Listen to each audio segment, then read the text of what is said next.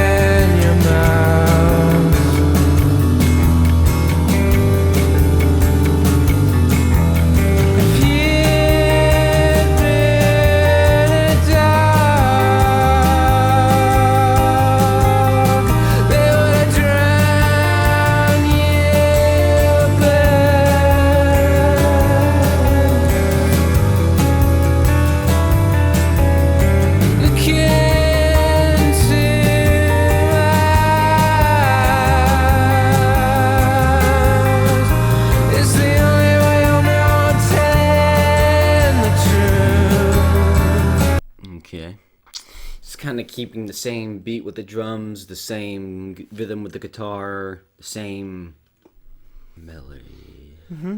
Yeah. Same melody. It's kind of just the same thing. I feel like it would be a song that would be fun to sing, kind of, maybe. Yeah. But there's nothing special about this song that I have noticed. There might be something special in there, but yeah. Yeah, what you're saying, there's nothing that sonically stands out immediately to you, and that's correct. And I'm gonna ruin it right now. There won't be. This is Knives Out. It is fun to sing to, because it's this droning, haunting vocal performance that is kind of fun to sing along to and not difficult. I will have you listen, though. As you say, there doesn't seem to be anything special, and I'm okay with you, on first sonic listen thinking that. But I do want you to listen to what's happening in the guitars, both the bass and the lead, and how well that complements the feeling of the song, the carelessness at which the vocalist Tom York seems to be giving the words seems to be presenting the words he's saying. Although we'll talk more about what he means by them. But really listen to those guitars. The bass is really good. Colin does a great job here, and of course, little brother Johnny, brilliant.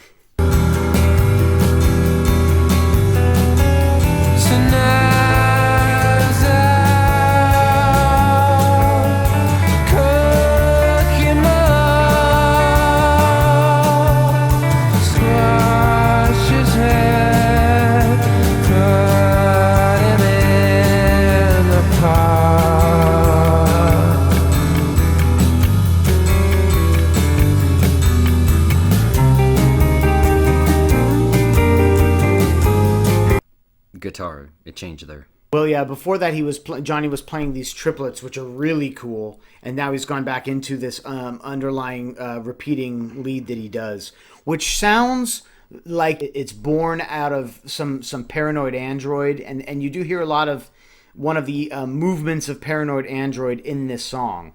Of course, then this song has no movement, no other mood, but you hear a little bit of that in these guitars.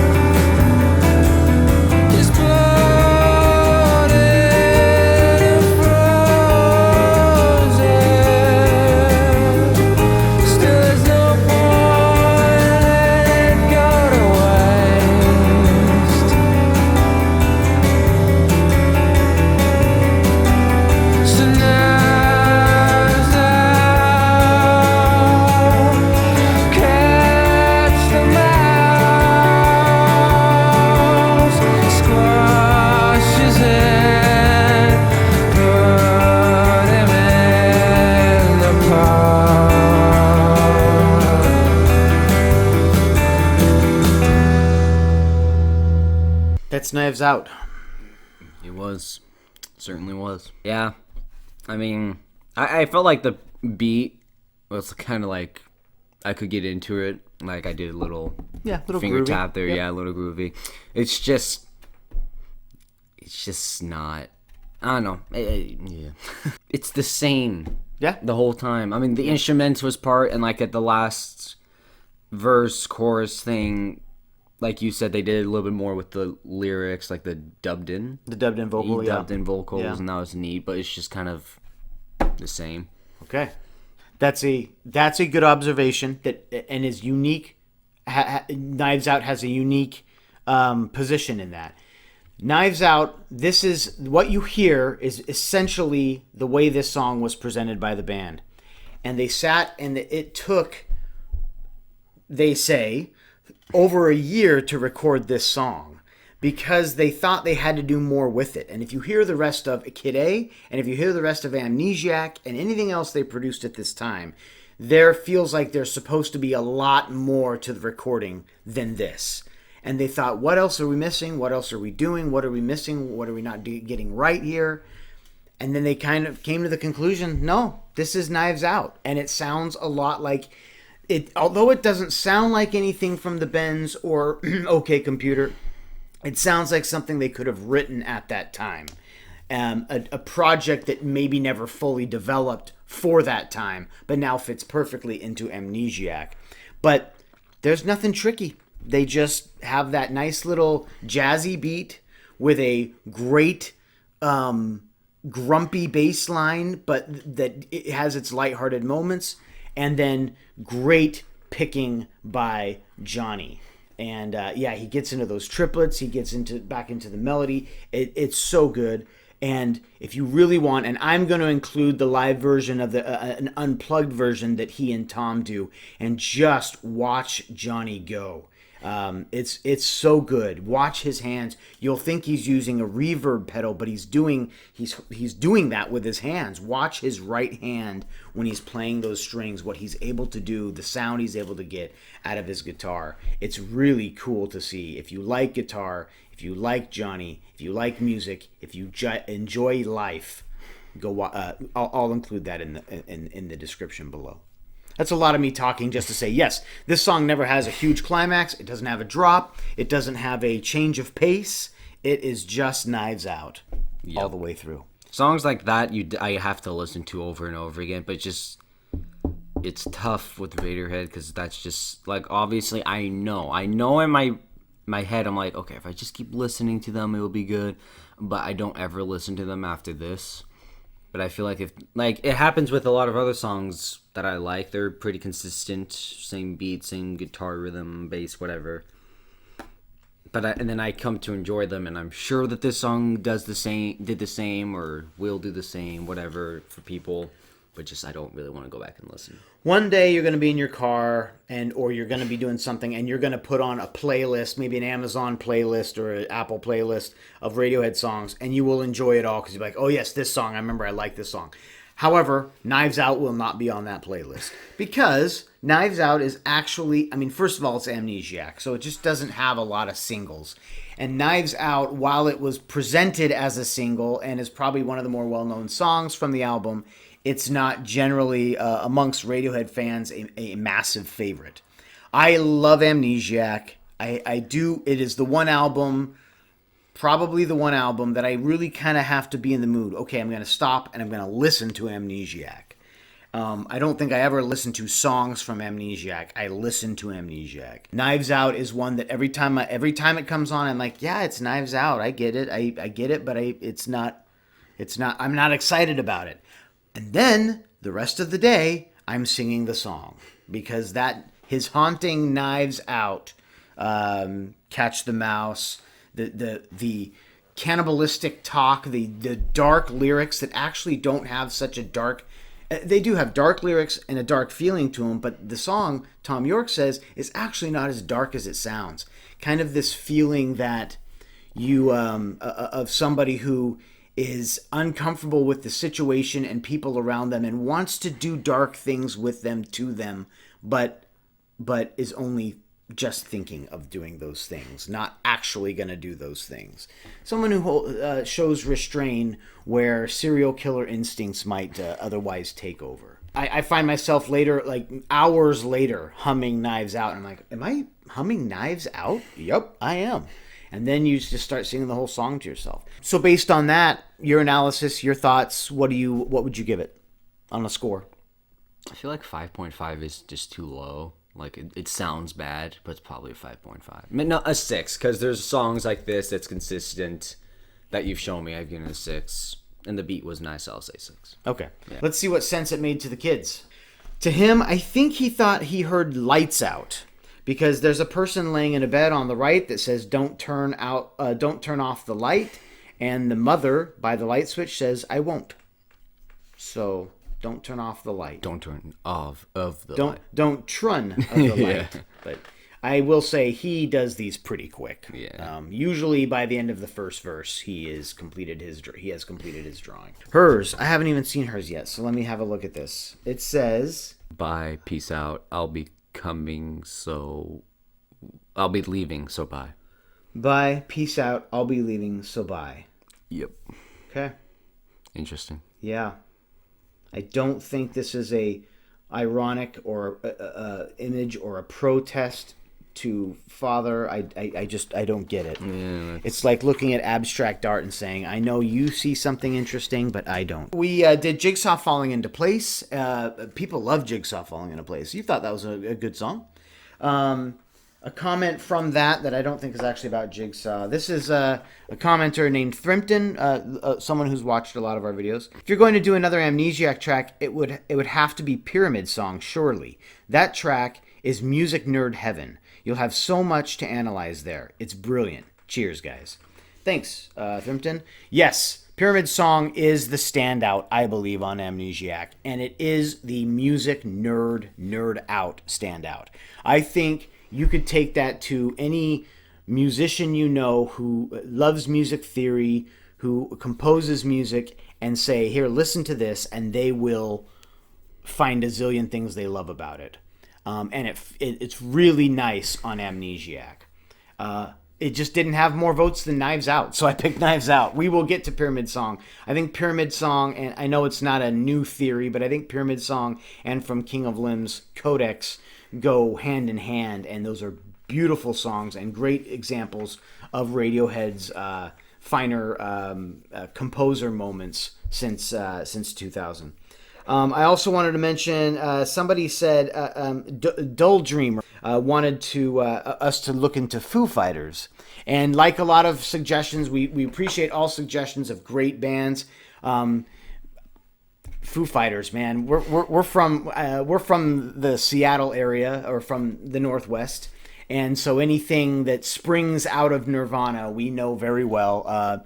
I would love to react to Foo Fighters, but for both of us, neither of us, that would be a new or first time reaction. I would be reacting to Foo Fighters almost nowhere near like Radiohead, but certainly for the zillionth time. That's all stuff I love. I love David Grohl. I love. I think he's a brilliant musician. I think that sometimes the people around him can't keep up with him. Although he's got a great band, it's no Coldplay where Chris Martin is fantastic and the rest of these guys are. I'm sorry if you're a Coldplay fan. I have to apologize to Coldplay fans all the time because I really pick on Coldplay. They're such a poor man's Radiohead.